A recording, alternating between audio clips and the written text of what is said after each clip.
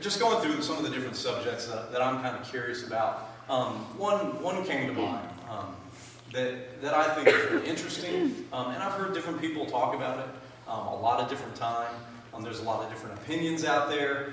Even amongst the church, there's a lot of different rumblings about how do we deal with a particular book of the Bible. And so the lesson that I have today, if I can turn this thing on, there we go, is do we need the book of Revelation? Obviously, there's some language in there that's difficult to understand. We understand that there are a lot of teachings about the book of Revelation. There's a lot of false teachings about the book of Revelation. And there's a lot of different opinions. Everybody seems to have that. And that's just how it is. And so sometimes I hear, even within the church, that there's a little fear concerning this book. And sometimes maybe not necessarily fear, but discomfort. The symbols are difficult, and we'll talk about why that is in just a little while. And so sometimes we don't study it. It's not the one that we put in the lineup as often. You know, the Gospels are good. Acts is good. Paul, he can be a little difficult. Romans is not always the easiest book to try to get through in a Bible class. But sometimes we just, we hit Jude and we say, all right, that's pretty good. I guess we'll start Matthew in January again. And so, to me, that isn't something we should do. So the answer to this question is yes. Do we need the book of Revelation? Yes. All right. Thank you, guys. Just kidding. So I want to just try, just for our lesson for this evening, just to discuss some external reasons why the book is relevant, why the book is full of truth, why we know who wrote it and what time it was written in, or at least we can get a close understanding of when it was written. I'm not going to claim to be an expert on that. And then we can also look internally as to why we need it as 21st century Americans. And it's not anything to do with the state of Israel or anything like that. It has to do with the message in there about how we deal with life as a Christian. And really the biggest reason we need the book of Revelation is 2 Timothy 3, 16 through 17. All scripture is breathed out by God and profitable for teaching, for reproof, for correction, for training in righteousness, that the man of God, and I really like what the English Standard Version says here, may be competent, equipped for every good work. We have to know this book like we need to know every book, because we need to be able to be competent in what we're doing and how we're preaching and teaching. So just some background information. This is going to be some more of the kind of the external things. When we look at the book of Revelation, obviously the first big question is who wrote it? And I think generally we tend to agree that it was John the Apostle. And in recent years there have been a lot of questions about that. And I don't think we need to heed these. And so I just want to address that up front. When we look at understanding when the book of John was written, or excuse me, who wrote the book of Revelation, we have a lot of very close sources that tell us who wrote it. This gentleman right here, Papias, he quoted Revelation in his own personal writings. And those were written in the very early part of the 2nd century. So we understand that Revelation was written, within the 1st century. We understand that somebody quoted it and they attributed it to John the Apostle. We also see this other figure, one of the church fathers, we call him, Irenaeus. He wrote about Polycarp. And Polycarp was a gentleman who studied under John the Apostle. And Polycarp said that John the Apostle wrote the book of Revelation.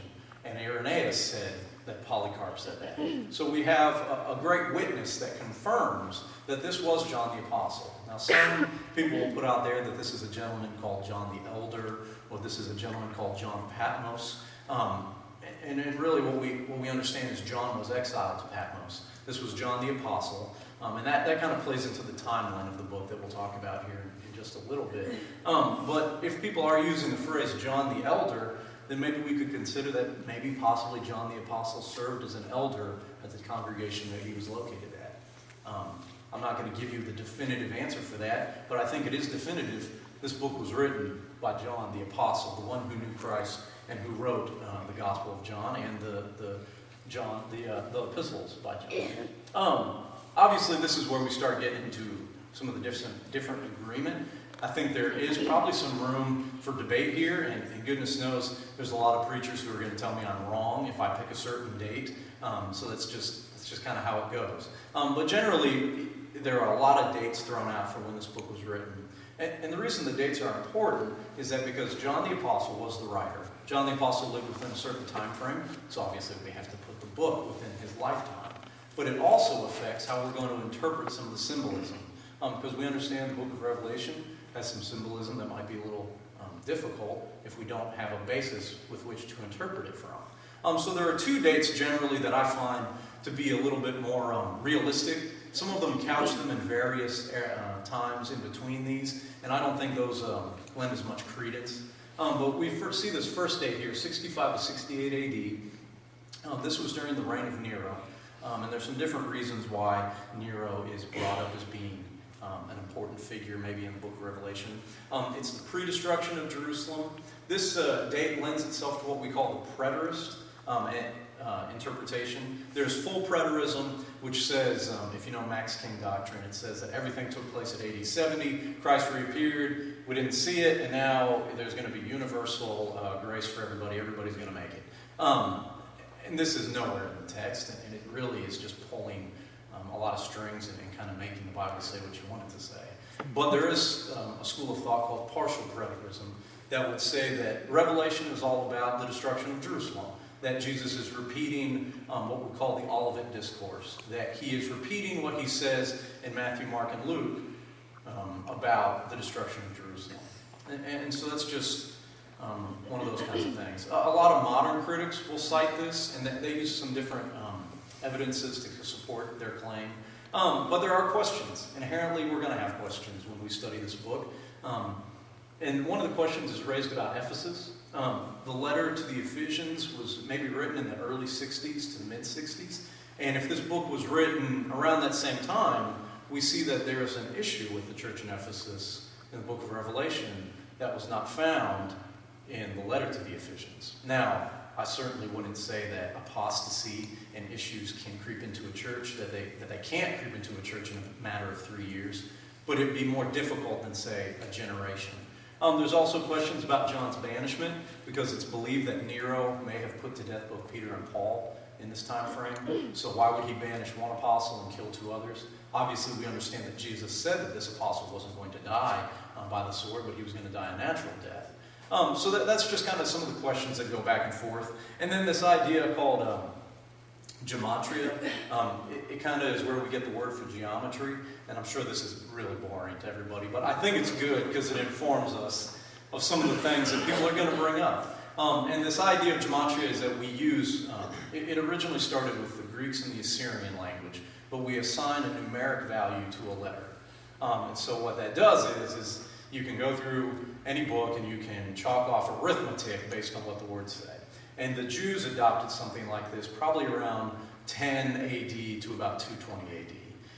And so the thought could be that if you apply some of this, putting a numeric value to a letter, that we can define the mark of the beast, 666, as being Nero, that we can make that number equal Nero.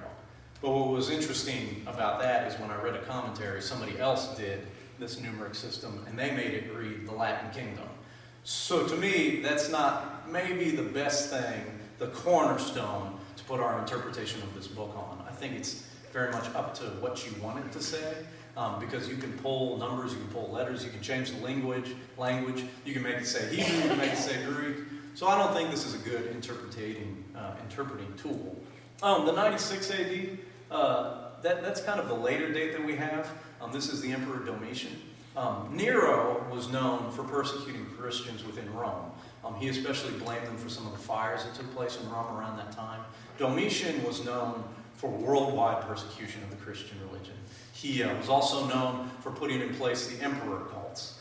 The idea was that he deified his father, and then he deified his brother, and then after his brother, Titus, was killed, he was put in charge as the emperor, and he led the emperor cults. So the whole idea there being, sorry, if you guys can't see that, please turn the lights down. Is that a little bit better for everybody? Okay, good. Sorry about that. I tried to make it as bright as possible, but the beautiful sunset in the background might have made it a little difficult to see. But Domitian, he elevated himself to a godlike status. And as a result, anybody who would say otherwise was persecuted. And he was known for banishing Christians. He was known for killing them. This date is obviously after the destruction of Jerusalem, so some of the symbolic language in here would have nothing to do with Jerusalem or the Jews. This lends itself to more of a historical interpretation, so we would look at different symbolism in here as it pertains to the Roman Empire and different things like that. Some people take it to a far extreme, saying that we can historically predict things that are happening even now. I would not go that far. But I think it is a short time that it's discussing because it says it's things that will shortly pass. This date was cited in everything that I saw a lot by early Christians. A lot of people, like Irenaeus, he has a quote. Let me see if I have it here. I don't, but, oh yeah, here it is. It says, Revelation was seen no long time since, but almost in our generation, towards the end of the reign of Domitian. And so he was a 2nd century Christian who was a little more familiar with the works of John, and obviously Polycarp was a student of John. So this was a date that was cited a lot in the early churches, but it also raises questions about how do we interpret some of these passages. It gets kind of a little difficult at times, and I don't think that every single passage we have to know the meaning of. I don't think we have to be scared of not necessarily knowing every single detail in Revelation. I think that's why it's written in symbolic language. The title, which maybe for some is not that big of a deal, but I think it brings out something in our language that's important to discuss. It comes from this Greek word which we would pronounce apocalypsis, and that sounds familiar. It's where we get our word apocalypse. But it means literally an uncovering or an unveiling. Apocalypse doesn't mean the end of days, the end of time. That's how we use it. That's how Hollywood sells it, is that apocalypse is the end. But that's not how the Greeks would have used it. That's not how the 1st century church would have used it. It meant an uncovering, an unveiling. So in essence, when you see mention of Revelation, sometimes it's called the apocalypse because it's just a revelation. It's an uncovering, it's an unveiling. So it's not this big end of the world thing for us to be scared of. It is revealing something to us, and we'll get deeper into what that's talking about here in a sec. But the idea here is that it's not meant to be this terrifying thing. We don't need to be scared of it. We don't need to equate the term apocalypse with the end of the world. We were just watching a movie last night, and a guy used the word apocalypse to mean the end of time, and that's just not how the word is meant to be used. We've transliterated it, just like we transliterated baptism. Instead of saying immersion, we changed it to baptism. So anyways, well, not us, but some prior scholars, if you will. But maybe the biggest thing about the background of this book is just widespread confusion. Like I said in kind of the introduction, there's a lot of opinions. People have a lot of different ideas. They get them from all sorts of different sources. And it's been like this, unfortunately, for a while. Apocalyptic language, that's one of the big keys in the book of Revelation, is that once we get outside of about the first 5 chapters, we start talking about seals opening and things are coming, and we start talking about sea beasts and land beasts and dragons and all sorts of different things. And that's all symbolic language, or apocalyptic language, which inherently is symbolic language. And I would put forward to you that this is intentionally so, that we shouldn't be scared of symbolic language because this isn't even close to the first time that our Bibles have it. If we want to look at different areas of apocalyptic language, we just look to the Old Testament.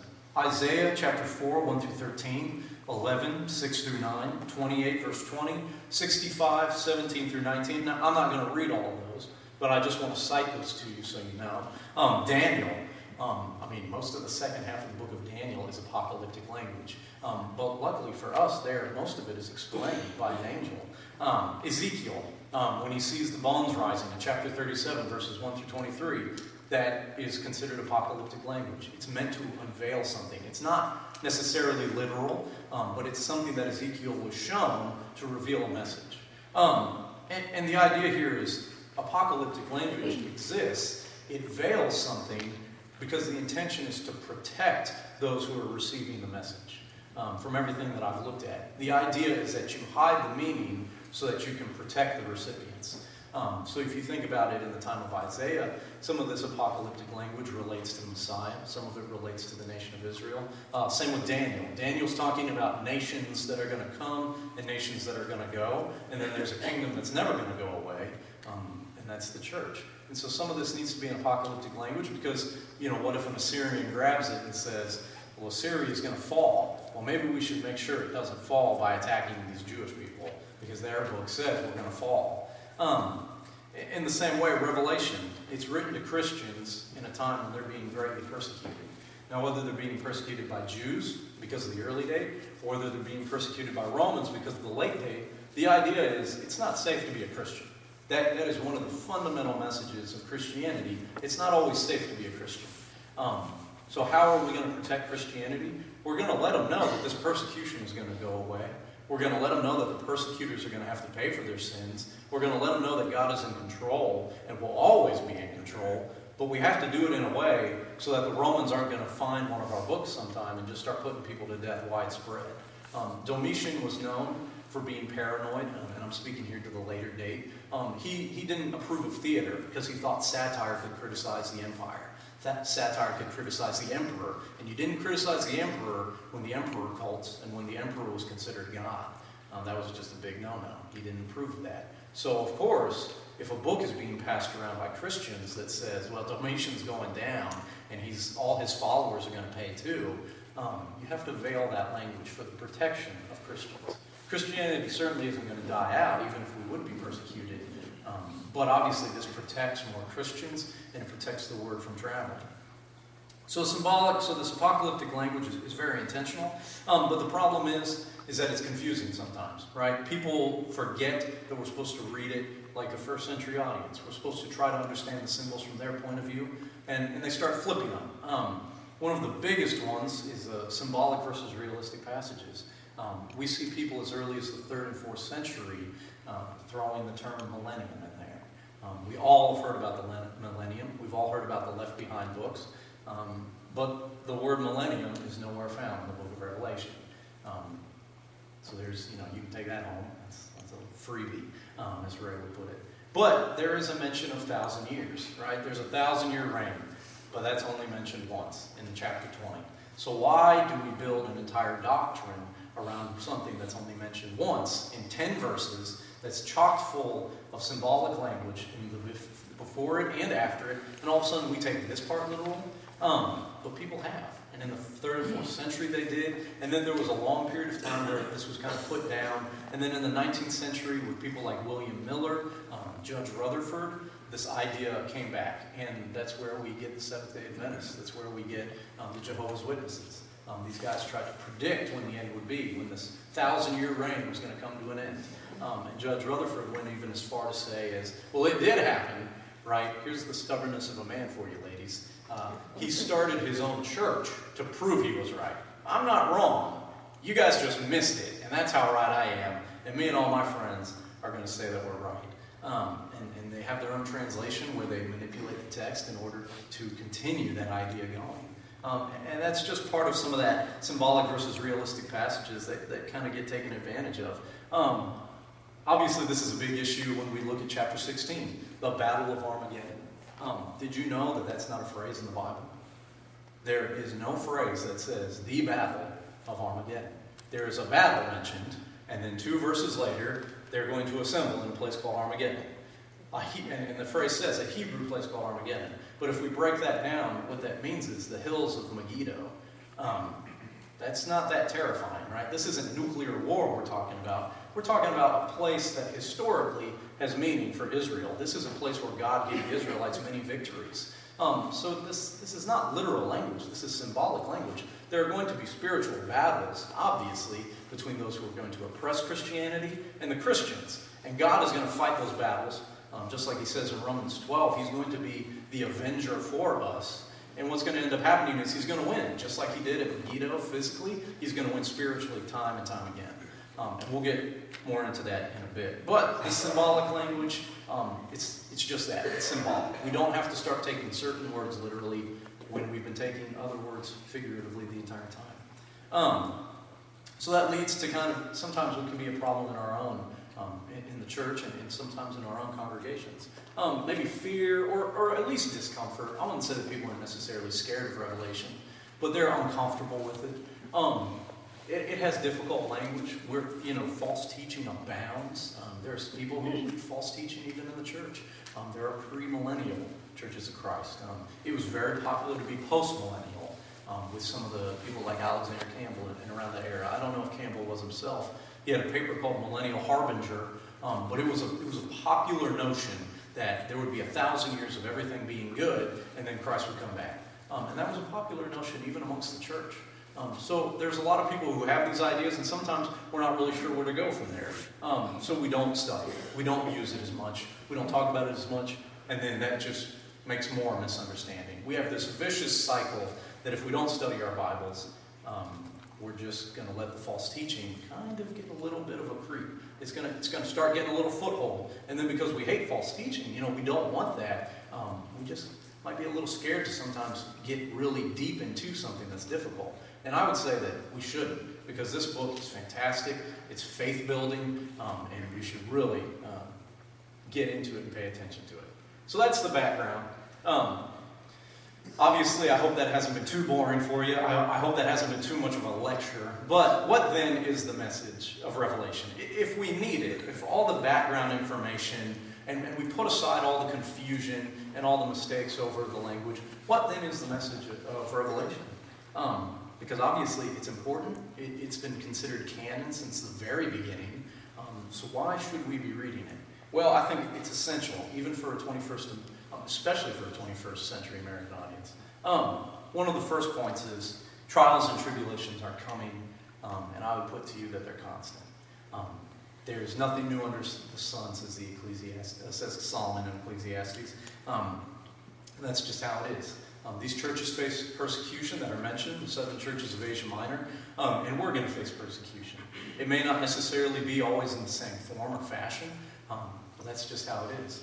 Jesus speaking to the church in Smyrna says in Revelation 2, 8 through 11, "And to the angel of the church in Smyrna write, the words of the first and the last, who died and came to life.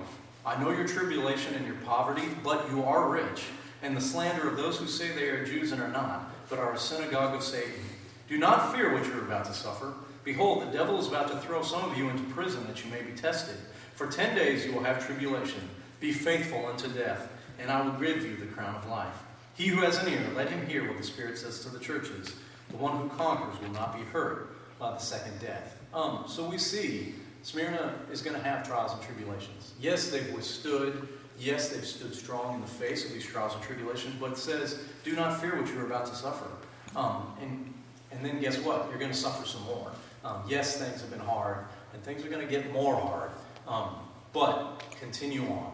Continue going. Tribulations and trials are a part of life. This reminds me of what Christ himself says in John 5, 18 through 20. "If the world hates you, know that it hated me before it hated you. If you are of the world would love you as its own. But because you are not of the world, but I chose you out of the world, therefore the world hates you. Remember the word that I said to you. A servant is not greater than his master. If they persecuted me, they will also persecute you." So we shouldn't be surprised. We shouldn't be fearful about trials and tribulations. Just like in the Church of Philadelphia, they were going to face persecution as well. And I left the whole thing up here, but I just really want to focus in on verse 10 here in chapter 3. "Because you have kept my word about patient endurance, I will keep you from the hour of trial that is coming on the whole world to try those who dwell on the earth. I am coming soon. Hold fast to what you have so that no one may seize your crown. The one who conquers, I will make him a pillar in the temple of God. Never shall he go out of it, and I'll write on him the name of God and the name of the city of God, the new Jerusalem, which comes down from my God out of heaven, and my own new name." Trials and tribulations are coming, but be patient. Don't fear. Have patient endurance. This is just time and time again something that we're shown in this book, is that there are going to be trials. And we know even in recent American history that there have been trials to the church. I know there was a lot of concern when homosexual marriage passed and became legal, and people were very concerned about where this nation was headed, and they still are. We see that the attacks in Paris, and we're concerned about what if that happens here? What if that happens in our churches? There was a shooting where a young man went inside a church and he shot several members of the church while they were there. The reality is we know that these things are going to happen. That's just it. I wish I could tell you that we're going to be safe and we're going to be great and nothing's going to happen in America because we're a land that has freedom. But the reality is it could. That's just how it is. But our citizenship in heaven offers us something greater than even our citizenship in this nation. We have that hope, that patient endurance, that need to, or that no reason to have fear for the trials and tribulations that are going to befall us.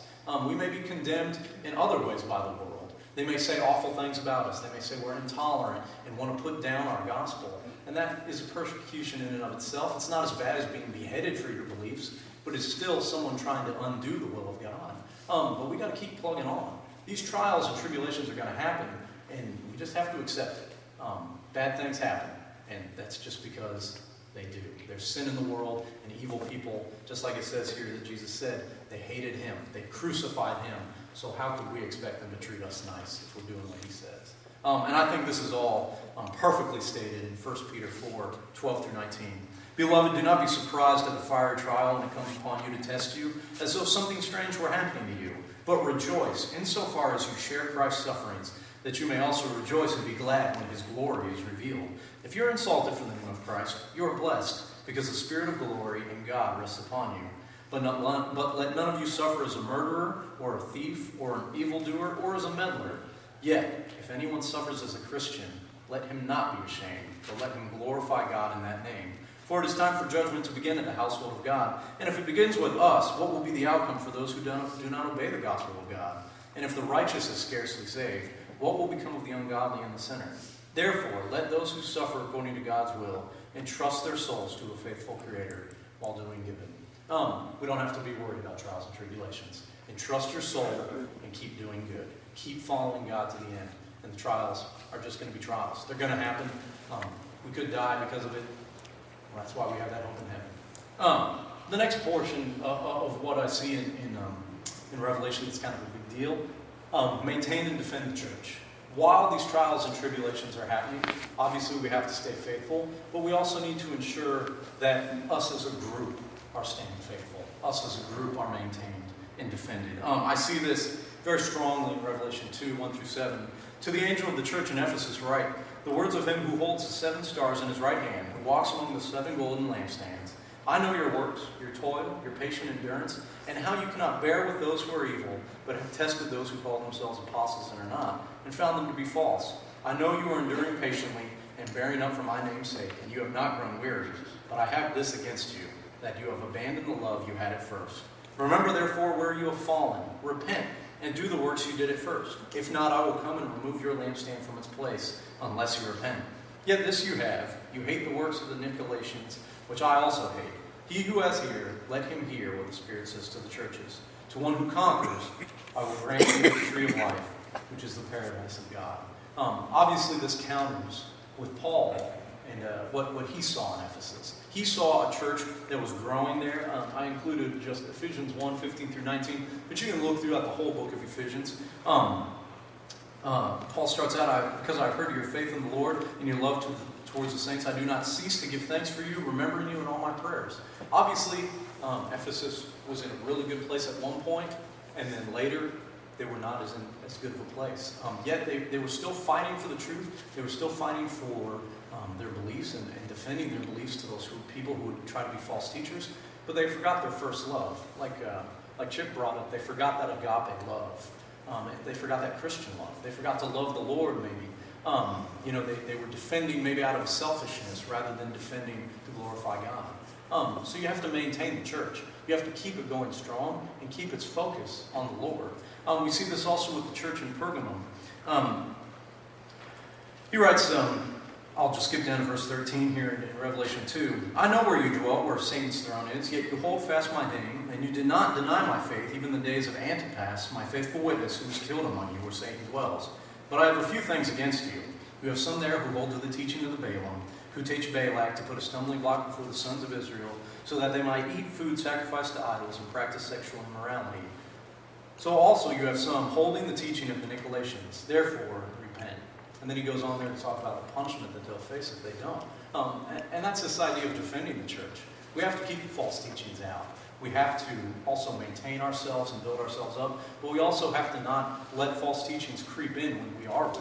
We have to keep these things out. We have to stay strong. And we have to continually defend the church. I think 1 Timothy 4 is another great expression of this. And I'm not going to read all of this, but Paul writes to Timothy in verse 1, he says, "Now the Spirit expressly says that in latter times some will depart from the faith by devoting themselves to the deceitful spirits and teachings of demons." And then in verse 16 he says, "Keep a close watch on yourself and on the teaching. Persist in this, for by doing so you will save both yourself and your hearers." Just like trials and tribulation, sometimes those trials and tribulations are going to come from within. There's going to be false teaching, and we have to stay strong, and we have to maintain and defend the church. But the biggest thing that I see in the book of Revelation is God always wins. Always. He has already won. When Christ rose from that grave, he defeated sin and death, and it's done. There are still battles to be fought. There are still our souls and our own free will to choose to follow him or not. But God always wins. He's always going to win. And I think that's very clear in the book of Revelation. We see the term overcome or conquer about 15 times in Revelation. You also see John use the word overcome a lot in his gospel. Because of God, we can overcome. Revelation 21, 3-8 says, "And I heard a loud voice from the throne saying, Behold, the dwelling place of God is with man. He will dwell with them, and they will be his people. And God himself will be with them as their God. He will wipe away every tear from their eyes, and death shall be no more. Neither shall there be mourning, nor crying, nor pain anymore, for the former things have passed away. And he who was seated on the throne said, Behold, I am making all things new. Also he said, Write this down, for these words are trustworthy and true. And he said to me, It is done. I am the Alpha and the Omega, the beginning and the end. And to the thirsty I will give from the spring of water without payment. The one who conquers will have this heritage, and I will be his God, and he will be my son. But as for the cowardly, the faithless, the detestable, and for the murderers, the sexually immoral, sorcerers, idolaters, and all liars, their portion will be in the lake that burns with fire and sulfur, which is the second death." So God makes it possible for us to conquer, but it is conditional. We have to choose to be on his side. There's only two sides. There's the one that ends up in fire and sulfur, and there's the one that ends up in a land that's free from pain, free from tears, free from all of that. And obviously there he's describing heaven. We can get through the trials and tribulations. We can get through the false teaching and can overcome it. And if we continue to cling to God, our first love, love God first, love your neighbor second. If we continue to do these things, we can inherit that heavenly kingdom. But we only get that through God.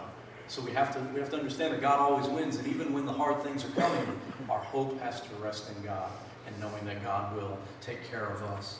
The Psalms, I'm not going to read all of these, but these are just a great example of the power of God. God is not weak. God is not inactive. I know sometimes when life is hard and we're praying and we're not seeing exactly what we want happening, we can think that God doesn't care. We can think that God isn't doing anything. But the book of Revelation is clear. Those prayers are being lifted up to him. We see in symbolic language that the prayers of the persecuted saints are being collected before his throne. He hears our prayers. He hears the saints, even when we're suffering, even when we're having good times. And he's doing something about it. So even though we may think he's not doing something quick enough, he's doing it on his time. And we need to respect that. And we need to faithfully obey him and understand that. And that will give us so much hope for that heavenly kingdom. He is the great, the only true God, and we have to understand that, and we have to respect that. Obviously here, that idea is reiterated in Romans 8:31. If God is with us, who can be against us? And God is so powerful, right? Remember Romans 12:31, God will take care of the vengeance.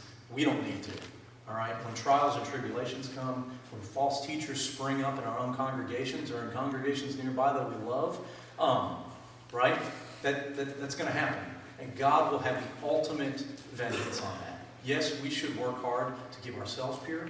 We should work hard to keep our church pure, but not at the expense of violence, not trying to take those evil actions upon these people who would try to do evil to us. God will take care of that. He is the Avenger. We ought not try to act like God on this earth because we don't have his power. Obviously here in Revelation 20 verse 4, we see, and down here, this passage right here, 16, That's that battles that God has already won the war, but he's fighting those battles. That's talking about that battle that's going to take place at the hills of Megiddo. God's going to win many battles. He overcame the Roman Empire. I'm not in subject to Rome, are you? Obviously, Rome put to death a lot of our brothers and sisters in Christ, and that's a shame. And there's been a lot of nations since then who've put to death good brothers and sisters. And there's going to be a lot more after us that will put them to death. But you know what? God defeated Rome. He's going to defeat whoever stands in his way, because there is no nation on earth that can stand up to the power of God. That's just how it is. And we need not be scared. He's going to provide for us. Revelation 20, verse 4, those who were beheaded for the Lord, they stayed loyal to God, and they were rewarded in heaven. So it doesn't matter that they were killed. It doesn't matter that they were brutally killed. They still had to suffer, but they got eternal life, right? You're not guaranteed a safe, a calm, peaceful life when you're a Christian, but you are guaranteed, if you stay faithful, there is that heavenly home. And then 7, 13 through 14, and I think this is just a great scripture. I'll read this to you. And then one of the elders addressed me, saying, "Who are these clothed in white robes, and from where have they come?" And I said to him, "Sir, you know." And he said to me, "These are the ones coming out of the great tribulation. They have washed their robes and made them white in the blood of the Lamb." So Christ offers us that home. He offers us that opportunity to be washed, to be sanctified, and then whatever happens, we have to stay faithful to him. Obviously, in the context of Revelation, these people had a very difficult time doing this. The Roman Empire, especially the worship of the emperors, they made it very difficult for you to even buy food in the marketplace without proclaiming that Caesar was God. But yet Christians couldn't do that, or else they would have to be put to death. There were a lot of awful things that we know happened to Christians. Christians were run down by bulls. They were torn apart by lions. They were beheaded. They were crucified. All sorts of awful things were done to them. No matter what era you put the book of Revelation in, the saints had tribulation. They had trials. And we have similar trials. They're not obviously of a physical nature, but we can be put down by our own government. We can be put down by the masses. People maybe don't want to hear the truth. They want to put forward these ideas that are false. They want to put down ideas like a man and a man being married is perfectly fine. And we know that that's not biblically accurate. They want to put down all sorts of different ideas about moral relativism, that every religion is just as fine as every other one. And that's not true. And we can't sign off on those, just like our brothers and sisters in the book of Revelation didn't sign off on those. They stood for the truth, and sometimes they paid for it with their lives. We may not be asked to pay for it with our lives, but we may be asked to pay for it with our livelihoods. We may be asked to pay for it with our level of comfort and our level of safety, even in this country. And that's just how it goes. And you know what? It doesn't matter. Because the level of comfort, the level of safety, the level of livelihood that we get in heaven is not, down here isn't even an ounce. You can't measure any amount of safety you could have down here. So sometimes it's going to be hard. Sometimes we're going to have to suffer. But you know what? It's going to be all worth it when we get to heaven. It's just going to be great. It's going to be a time when we don't have to cry. We can all be together, right? We're all here tonight, and we're going to leave, and it's going to be kind of a bummer to leave because we're going to have to all go to work tomorrow. How would you like to never leave this assembly here? You know, maybe there'll be a South Jackson Church of Christ, like little meetup up in heaven, and that would be wonderful. I don't know if that's how it's going to work, but that would be great. There's so many congregations I would love to go check in with people because there are so many wonderful people waiting on us. So many brothers and sisters we've never met that are up there that want us to fight, just like God wants us to fight, just like Christ wants us to fight, and the Holy Spirit wants us to fight. So keep the good fight. Keep going.